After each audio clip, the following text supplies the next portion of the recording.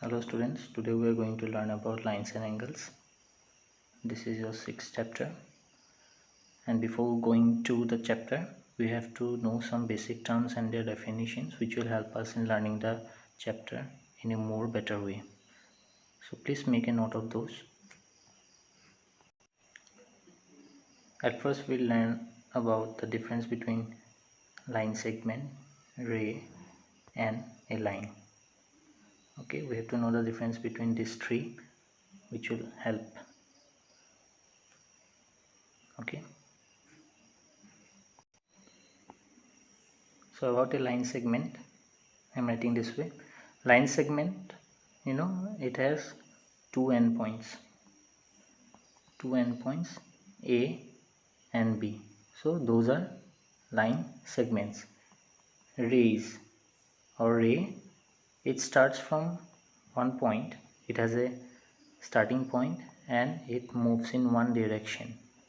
So these are same as the rays of light from any source. So here A can be the source, or A is the starting point, means it is the source.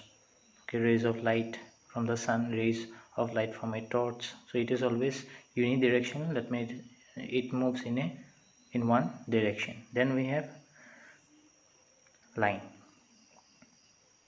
itself. Line, it can be extended on both the sides. That means it doesn't have any end point. So this is the difference between a line segment, a ray and a line. Again I repeat, line segment, it has two endpoints. A ray, it has a starting point and it moves in one direction, whereas a line is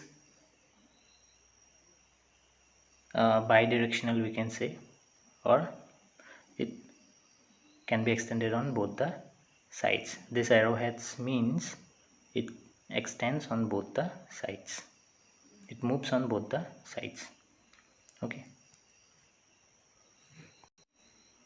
then we have collinear points and non-collinear points. About the collinear points, I'm writing this way. Collinear points means if we take A, B and C as 3 points, okay, and this points, that means this A, okay, we can take it, this A, this A, this B and this C. This B 1 point. Okay, this A, B and C. Okay, it seems that this line passes through all these 3 points. So these 3 points are said to be collinear points. Okay, and for non-collinear points,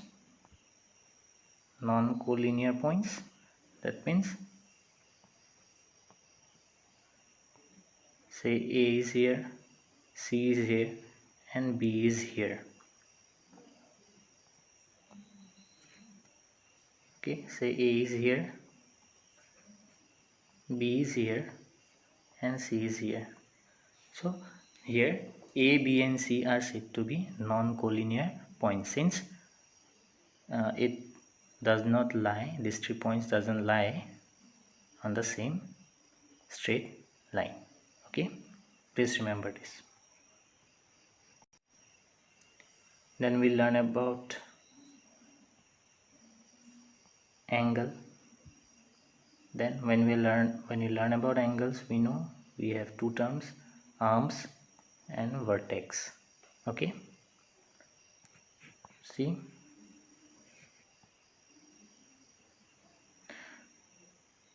here if you see,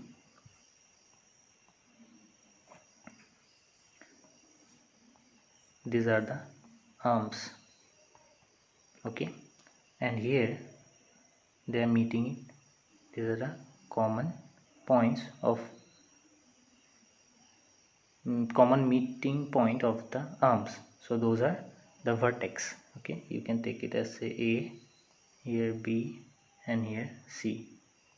So these are the vertex, these are the arms, these are the arms, and the space between them, these two arms, are the angle created. Okay, so these are the angles, the space between those arms are the angles. Then we have different types of angles, like if it is an acute angle when the measure of the angle is in between 0 degree and 90 degree. Equal to 90 degree, it is a right angle. Okay, in between 90 and 180, obtuse angle. Then equal to 180 degree, this is straight angle. And reflex angle in between 180 and 360. See, this reflex angle, it is from here to here. Okay, not this middle part, not this middle part. The middle part is an acute angle. Okay, only this part is reflex. So reflex angle in between 180 and 360. Things are given here: acute angle, right angle, obtuse angle, straight angle, reflex angle. Please go through this all and please make note of this. Then we have complementary angles and supplementary angles. Okay, complementary angles are those, that means the sum of two angles. If it is 90 degree, those are called complementary angles, and the sum of two angles or two angles whose sum is 180, they are called supplementary angles. Okay,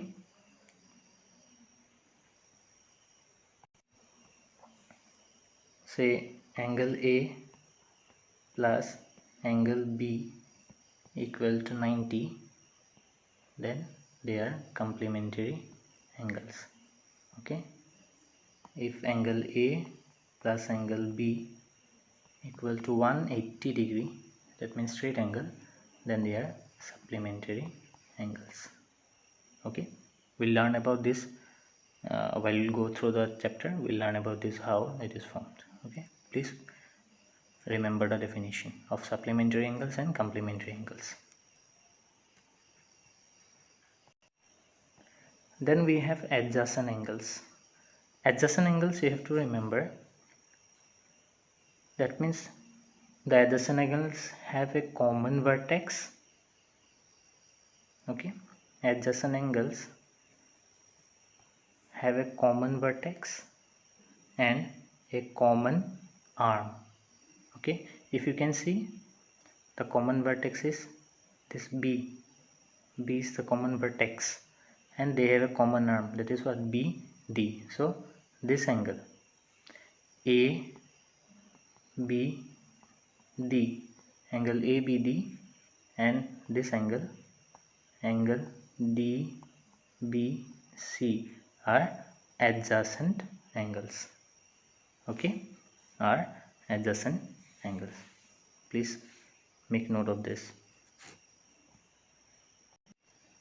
Then we have linear pair of angles. Linear pair of angles, you have to remember, same, they are adjacent angles, but remember that when they form a straight line, then they are said to be linear pair of angles. So that means they form together 180 degree. That means we can say they are supplementary angles also.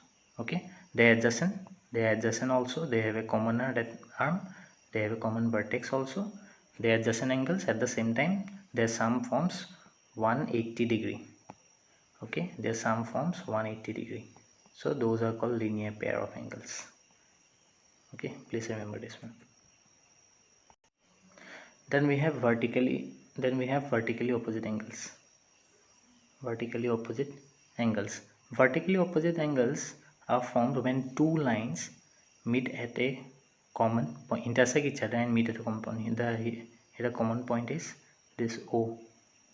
Okay, this point is common, this O point is common. Okay, or we can say it is their meeting point. So that means when two lines meet each other, intersect each other, okay, they form 4 angles. Okay, here the 4 angles are this, this, this and this. Here these two are adjacent angles. Okay, like if they have a common arm, we know they are adjacent angles. Now we'll directly go to the vertically opposite angles. Vertically opposite angles, you have to know that the angles facing each other, you know, this angle and this angle is facing each other, this angle and this angle is facing each other, so they are vertically opposite angles. Okay, then we have intersecting and non-intersecting lines. We know intersect, we have got this before. Intersecting lines, if they meet at a if they intersect each other, then they are, the lines are said to be intersecting lines. If they don't meet, they are non-intersecting lines. Okay, this is two intersecting lines. Here they are not intersecting. Okay, so they are non-intersecting lines. And one more thing you can see, there are parallel lines also. So parallel lines are non-intersecting lines, and you know parallel lines are equidistant. That means if you take any 2 points on the 2 lines and take the perpendicular distance between them, shortest distance is the perpendicular distance. If you take at any point, take any 2 points on the 2 lines and take the perpendicular distance, you will find that they are equidistant, or they are of same length. The distance is same. That means it remains constant. Like the railway tracks, you know, the lines they both never meet. So those are parallel lines. Okay. Now we'll come to an axiom. Okay, axiom means it is a true statement. You do not have to prove it. So it says here, if a ray stands on a line, then the sum of the two adjacent angles so formed is 180 degree. Okay, that means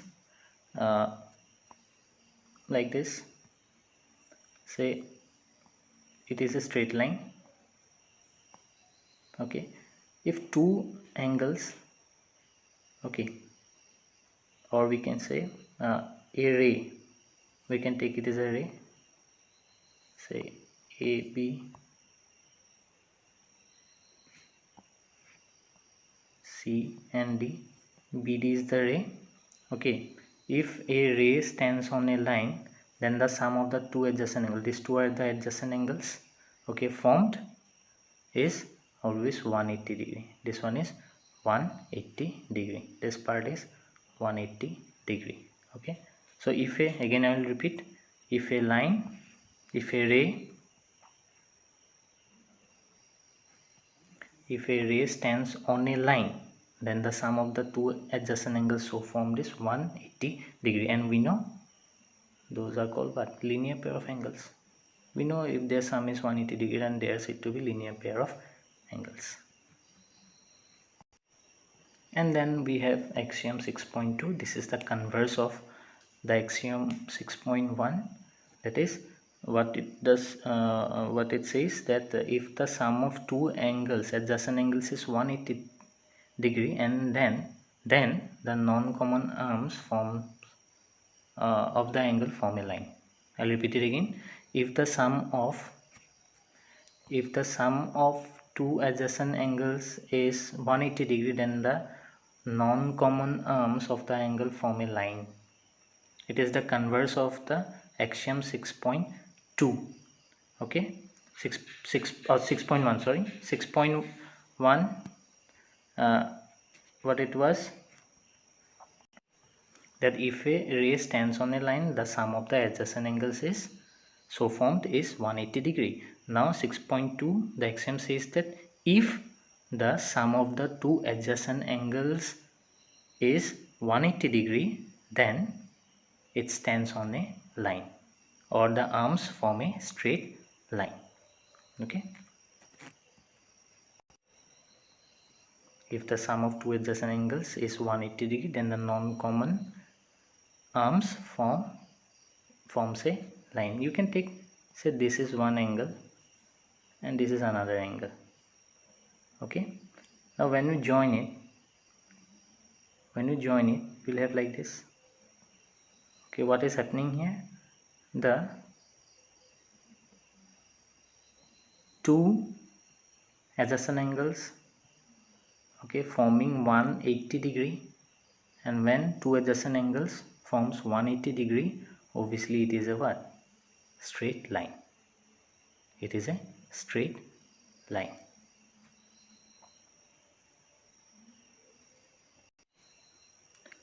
So we are going to learn the first theorem, theorem 6.1, and what it says, what it states, if two lines intersect each other, then the vertically opposite angles are equal. We have already learned that if when two lines intersect, they form four angles, okay, and we have, of course, we have adjacent angles, and we also get two vertically opposite angles, and those vertically opposite angles are equal.